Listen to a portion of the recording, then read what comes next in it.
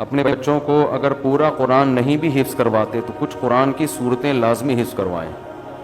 یہ بہت محرومی کی بات ہے کہ مسلمان کا بچہ ہو اور 30واں پارہ بھی یاد نہ ہو اس کو. یہ تو نماز میں صبح شام پڑھا جاتا ہے. میرے بچوں میں جو حفظ نہیں کر رہے ان کو میں نے انعام کی اسکیم دی ہوئی ہے کہ جو 30واں پارہ کر لے گا اس کو اتنے پیسے دوں گا, جو 29واں بھی کرے گا اس کو اتنے پیسے دوں گا. بچوں بچیوں میں سب میں کچھ تو الحمدللہ حفظ کر رہے ہیں, جو نہیں کر رہے ان کے لیے یہ. تو بچوں کو اس پہ لالچ دے دیا کریں, بھائی یہ یاد کر لو تو اتنے پیسے, یہ صورت یاد کر لو تو یہاں لے کے جائیں گے, گھمانے پھرانے لے جائیں گے, یہ کر دیں گے وہ کر دیں گے. حضرت عبداللہ بن مبارک کے والد نے انہیں آفر کی تھی اپنے بیٹے عبداللہ بن مبارک کو کہ ایک شعر یاد کرو گے تو 1 درہم دوں گا. تو اس درہم کی لالچ میں انہوں نے ہزاروں شعر یاد کر لیے اور پھر بہت بڑے شاعر بن گئے تھے. وہ بہت شاعری انہوں نے, بڑی مثبت شاعری کی ہے انہوں نے, بہت بڑے شاعر بن گئے تھے, ادب میں بڑی مہارت آ گئی تھی ان کو. تو بچوں کو پازیٹیو چیزوں, اسکولوں سے توقع نہ رکھیں, یہ کخ بھی نہیں سکھائیں گے آپ کے بچوں کو, یہ خوب دماغ میں رکھیں, کخ بھی نہیں سکھائیں گے. یہ بس انگلش میں 2-4 ٹھش پش کرنا سکھا دیں گے, اس سے آپ سمجھیں گے یہ بہت پڑھے لکھے ہو گئے, ان کو کچھ بھی نہیں آئے گا. تو بچوں کو اردو سکھانے کے لیے یہ کہتے ہیں اردو کا ایک شعر یاد کر لو تو اتنے پیسے, انگلش سکھانے کے لیے انگلش کا کوئی مضمون یا کوئی بھی چیز تو اتنے پیسے.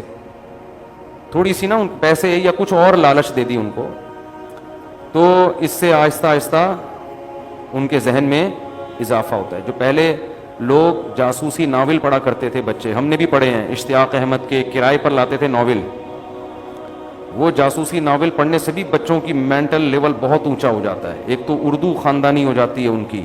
آج کل پب جی اور یہ ویڈیو گیم اور کارٹون اور ڈیری مون اور موری مون, اس کے علاوہ جن سے کخ بھی فائدہ نہیں ہے, برباد ہو رہے ہیں بچے. تو ایسی کہانیوں میں دلچسپی بھی ہوتی تھی ان جاسوسی ناول میں. پھر اسلامی تاریخ ہے وہ پڑھیں, وہ تو بچوں کو کہا کریں بھائی یہ پڑھو, تو اس پہ ان کو ایسا چسکا لگے گا نا ان کو تھوڑے دنوں میں, پیسے نہیں بھی دیں گے تو وہ کام کرنا شروع کر دیں گے. تو بہت خیال کرنا پڑتا ہے والدین کو اپنے بچوں کا. خیر, دی ٹروتھ جامعۃ الرشید سے انگلش میں ایک بچوں کا رسالہ نکلتا ہے, وہ لگوا لیں گھر میں, بچے انگلش بھی پڑھ لیں گے اس بہانے. انگلش میں کہانیاں ہوتی ہیں, بڑی دلچسپ احادیث ہوتی ہیں, فائدہ ہوگا ان کا. بچوں کا اسلام اخبار بھی نکلتا ہے جامعۃ الرشید سے. خیر, تو بات کیا ہو رہی تھی, یہاں کہاں سے آ گیا؟